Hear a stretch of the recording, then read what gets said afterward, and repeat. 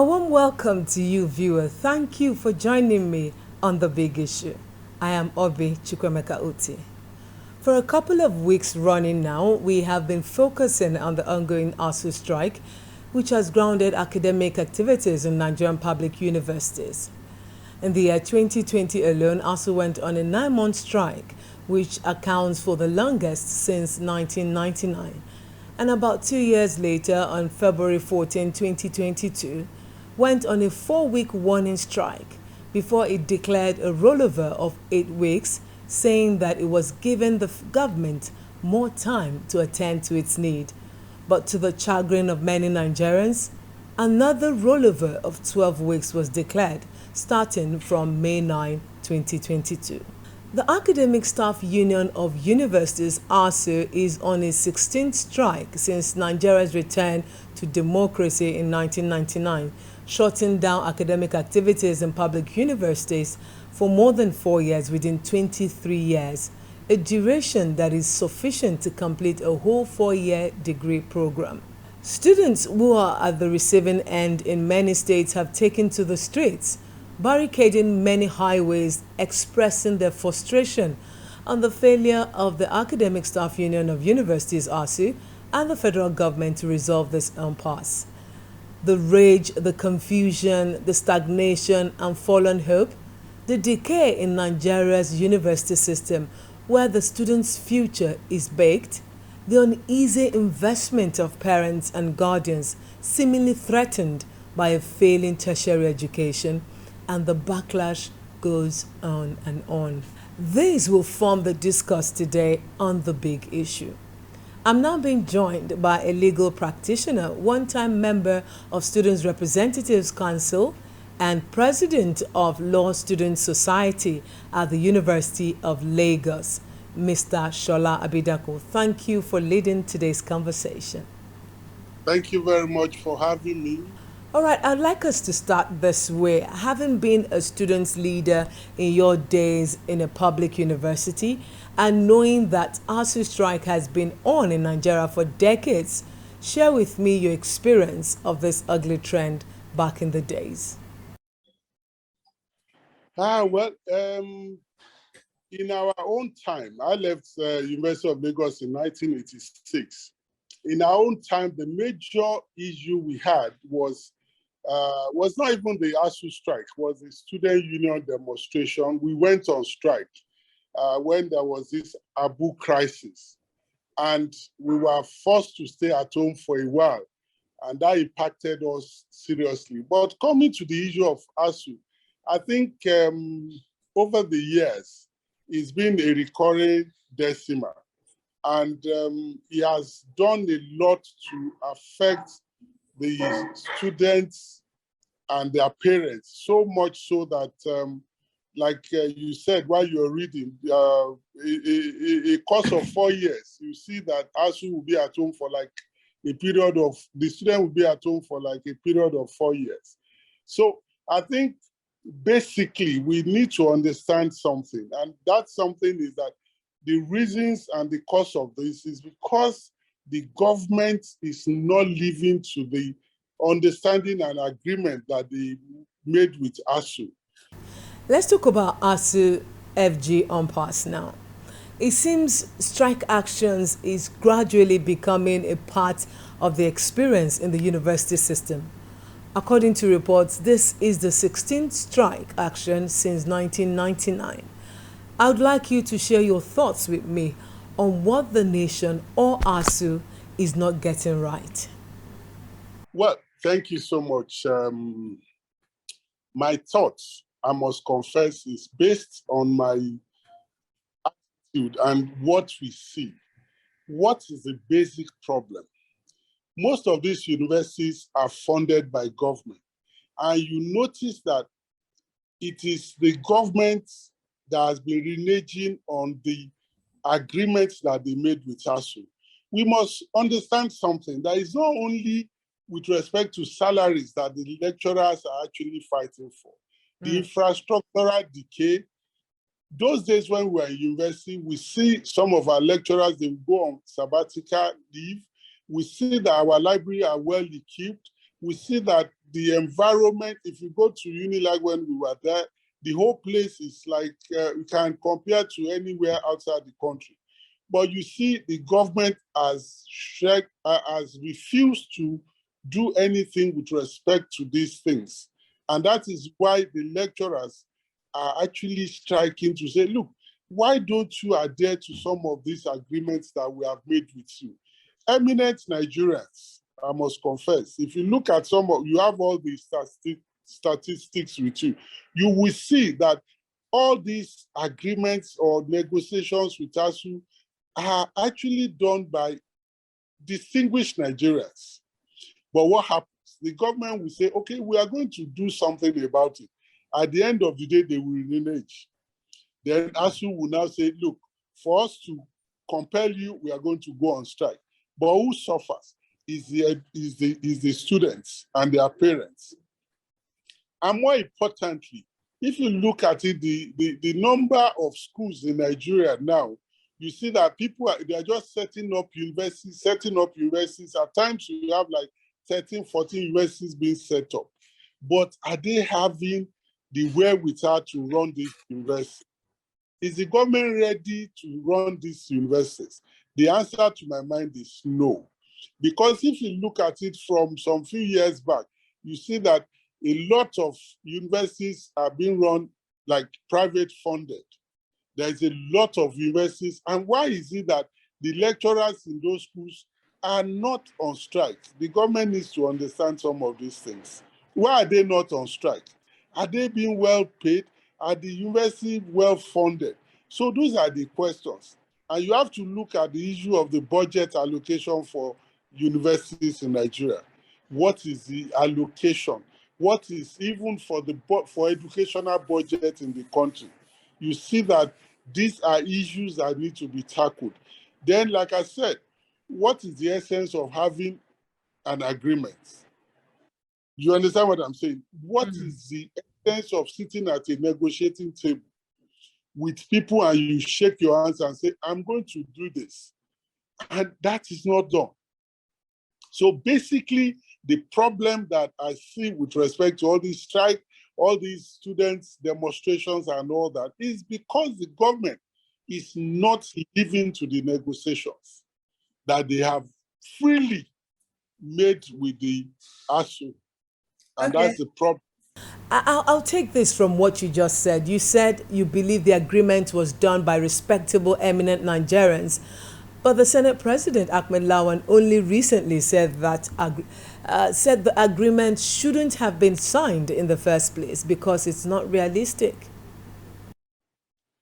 With due respect to the Senate President, I must confess that what he's saying is taking to trying to run away from something that has been done. If you check, I can't recall the names of those people that sat, but I can tell you that the government had a formidable team. They had people from the academia. They had people from the. I understand that Chief Gabriel Onosode was even part of the team. So if you are saying something is not realistic, where was he in 2009? He has never become the president of the Senate. So it is not for him to say that, oh, it's not possible. The government, the people that sat at that meeting or the negotiating table were aware of the parameters. They are aware of the budgets that can actually sustain the universities. I can tell you for free that if you look at it, as the Senate president, is any of their children or all those well-heeled Nigerians, is any of their children in any of these public universities? That is the question. As I speak to you here, if you go to any of these private universities, you'll be amazed at the number of students that are there. You'll be amazed at what Nigerians are doing to ensure that their children receive quality education. So the issue basically is that the government are actually, the people at the ends of power, are actually competing with the with the government universities. Do you understand what I'm saying? So they're actually competing.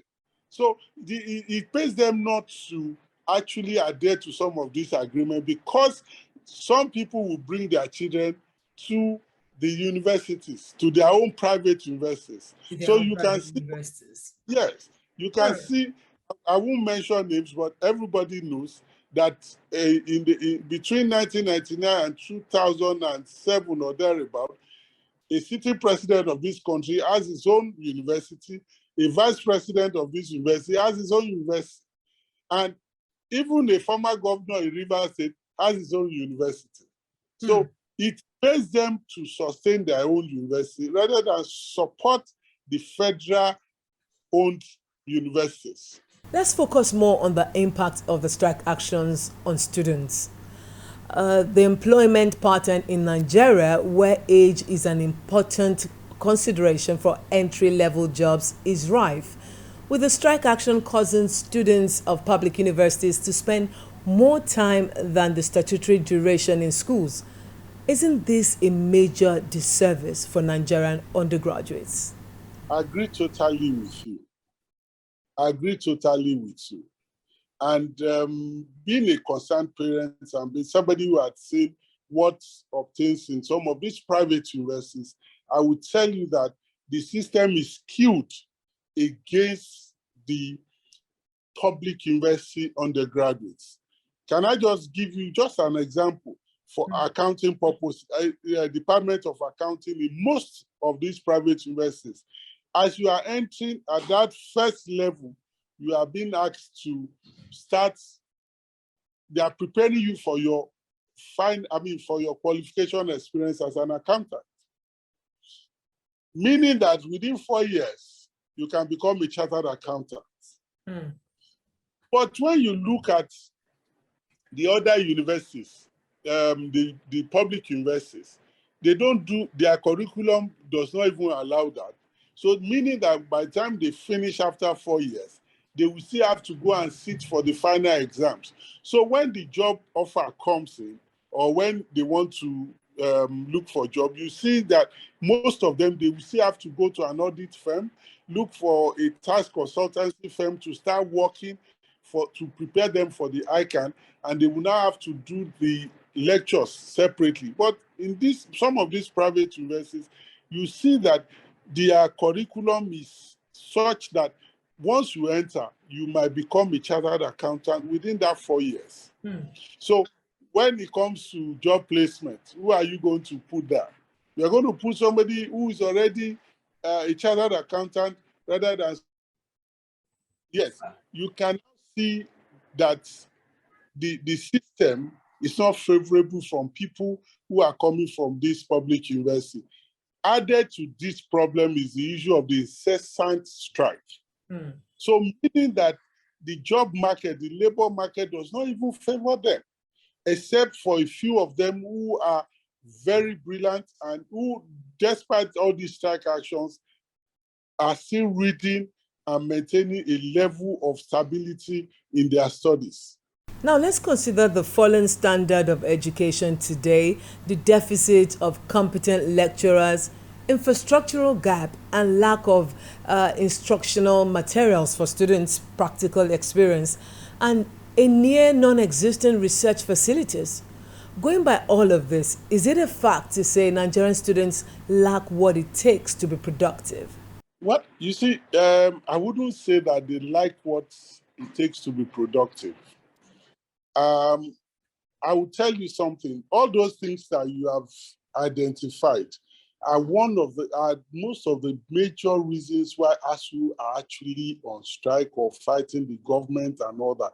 Infrastructural development, lack of teaching aids, so those are the issues. But you see, when you see the Nigerian graduate, I graduated from Unilag, and I can tell you that most of the students from the Faculty of Law, despite all these inhibiting factors, are still a force to be reckoned with when they come out of this country. When you look at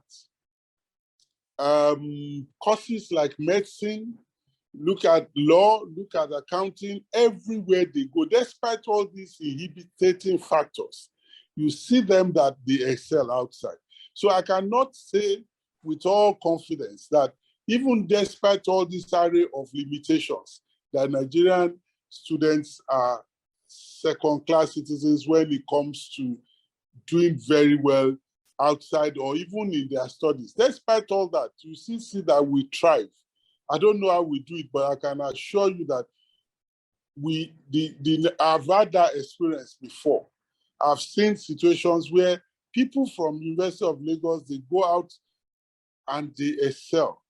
They go to New York Bar Association, they do the exam once and they pass. But we need to engage, the government needs to engage the lecturers. They have to look at way and manner to put more budgetary allocations for educational sector so that we can all make sure that this country continues to do well in all spheres of human endeavor. The sorry state of our tertiary education has cast a smear on Nigerian university certificates around the world, as no Nigerian university ranks amongst the top 100 global universities in the world. Do you still have faith in Nigerian university certificates? I cannot, I have faith. You understand what I'm saying? From empirical evidence, look at the person that left Nigeria, he became a designer of cars outside. Look at we have so many doctors. Okay, I'll give you just an example. Look at the rate at which our doctors, Nigerian trained doctors, are living in droves outside the country. In some banks, and this is a personal experience, in some banks, you will see that every day, every minute, a lot of people are resigning to take off life in Canada. If their certificates are not what the paper it was written on, Canadian immigration officers, they will not take them. So it shows you that we have the spirit, we have the candor, we have the energy our students possess to be the best among the world. The issue of ranking, like I said, if you look at it, on what basis are you going to rank us? You're going to look at the infrastructure, you are going to look at the research facilities and all that. It may not be there, but with the advent of internet, everybody can just pick anything and they will look at it, and before you know it, they are there.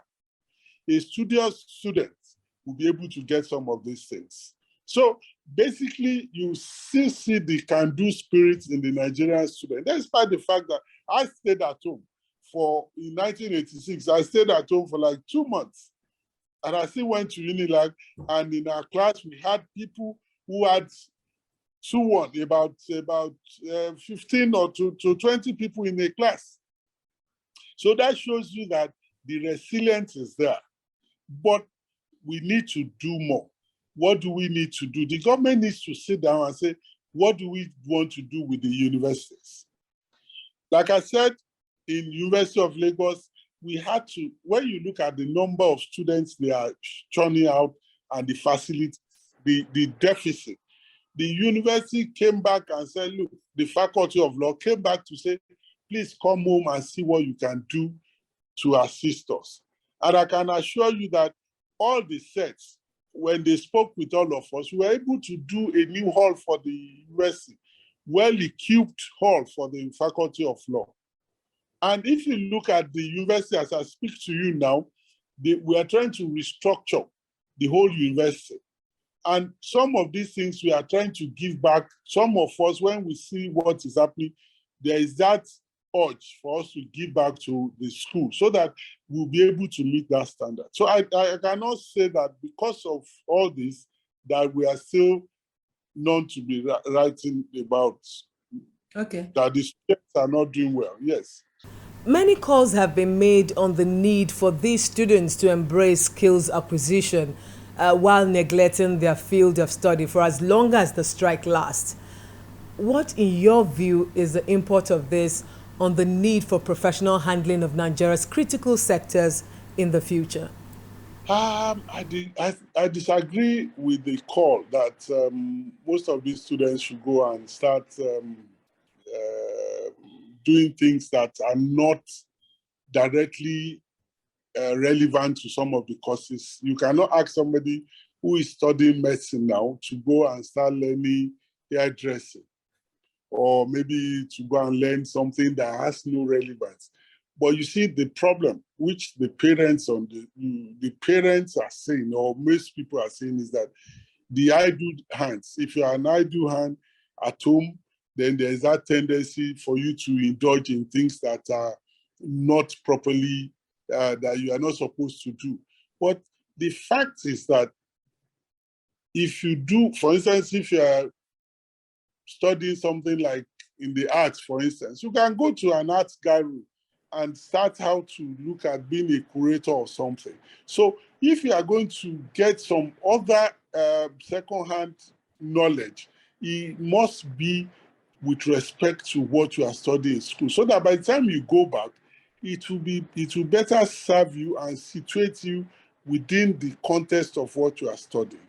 That's my own submission. Yeah. The majority of these students are on major highways in many states of the country, channeling their grievances on the halt of their academic activities and, by extension, their lives.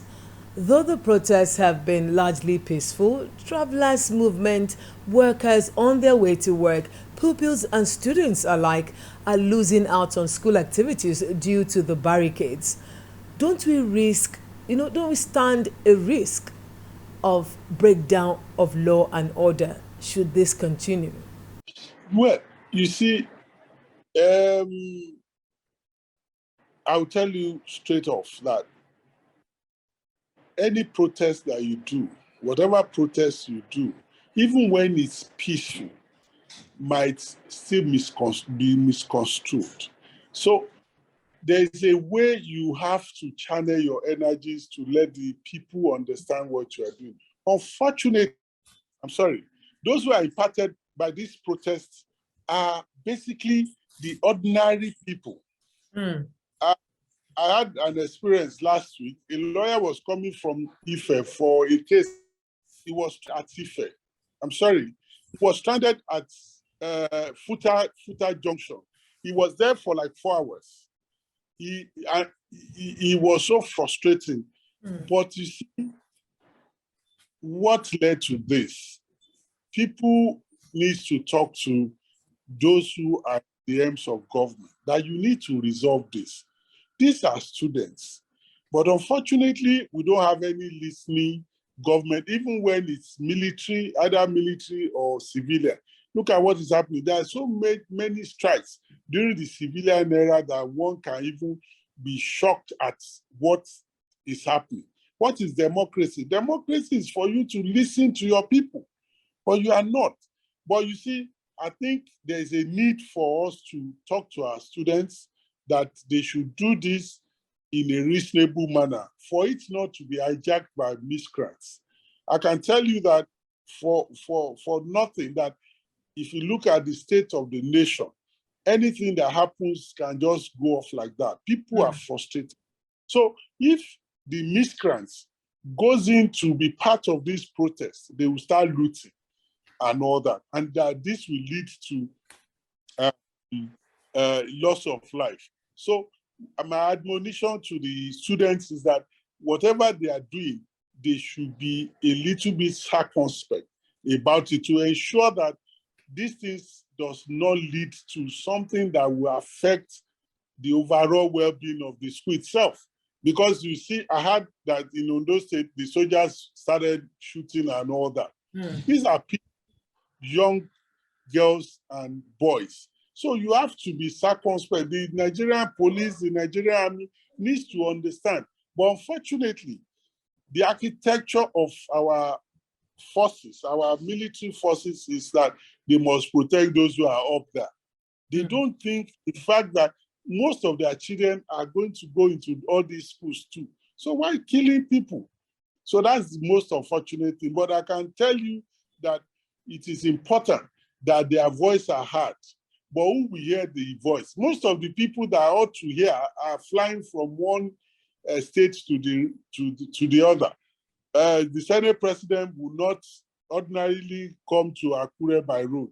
He will go, and the governor of Ondo State or the governor of anywhere, most of them might not be in a position to say they want to go on the road. So what is the essence? You just block ordinary people, like their parents are the ones suffering too.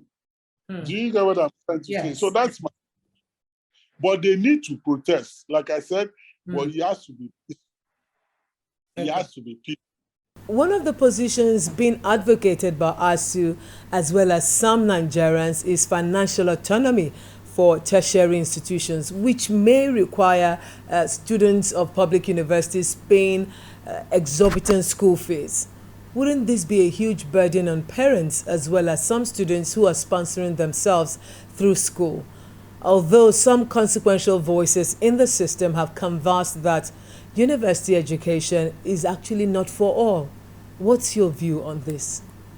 My position basically is that the cost of education is quite expensive. But you see, what does the state owe us? What does the government owe the people? When these students go out, who are they going to serve? They're going to serve the masses. They're going to, a doctor that was trained, that is trained in any of these Nigerian universities, is this going to save lives, save Nigerian lives? So my point, my position basically is this. It's either you have a hybrid because the parents are already overburdened. So when you want them to pay, you have to be understanding about how much they will pay. Then the government can still go ahead and fund some of these things. In some spheres, I've heard that they will tell you that, oh, the government has no need for university, has no need to sponsor or to subsidize and all that. But you see those people advocating it enjoy this subsidy. The most Nigerians from my generations downwards, we actually went to Unilag and we paid, I think I paid maybe 9,000 or so. It's not up to 9,000 that I paid. So if you are now saying that you want somebody to pay millions, how will they get it? When you look at the structure, what is it called? When they were selling off this as the privatization during Obasanjo, you can imagine the number of people that lost their jobs. They sold Union Bank to some people. They will lay off so many people. So where are the parents going to get money to pay so much? And the talk that for somebody to say university education is not for everybody, it's with due respect, it's something that is a shameful statement. Because how could you say that? Because you are making that statement, you are going to the university at the behest of the state. You get what I'm saying? Look at all our political leaders as I speak to you. All of them must have gone to University of Ife, University of Lagos, University of Ibadan, University of Port Harcourt, and all that, at the behest of the state. Okay, I hear you. You're a legal practitioner. Are you not surprised that disputes that could affect the future of Nigerian youths is usually resolved through strike actions? Shouldn't we be, having a look at alternative dispute resolution that will preserve the interests of all parties involved in the education sector? Thank you so much. Well, from our position, from the legal profession, everything that we do now, there's a lot of alternative dispute resolution. But when you look at some of these things, like I said in my opening statement, these ASU negotiations were actually, if you see the delegates of the federal government, like I said, they are eminent Nigerians. From ASU, they are eminent and distinguished scholars. They looked at the problem and they come. The problem is for you to implement. Somebody from the government might just say, just don't worry. Look at some of the ministers of education. They were in the system before. So what is the problem? I think the basic problem is because once you get into government, the power they get intoxicated and they forget where they are coming from. And that's the problem. Because if you look at the serious issue, when you say alternative dispute resolution, it's for us to judge up, for us to sit down and be able to shake up on agreement. Freely made. There is no force being exerted either by ASUU or the government on the negotiators. So why, for me, I would have said, oh, this is, even the Senate president, look at what he said, for him to say, oh, it's not possible. If it's not possible, what are those eminent Nigerians doing? I have been speaking with a one-time member of Students Representative Council and one-time president of Law Students Society of the University of Lagos. He's now a seasoned legal practitioner, Mr. Shola Abidakun. Many thanks for sharing your views with me on the program. Thank you so much. My pleasure being here. Please join me again after the news update when I will be engaging the panelists on some of the issues raised by our lead discussant.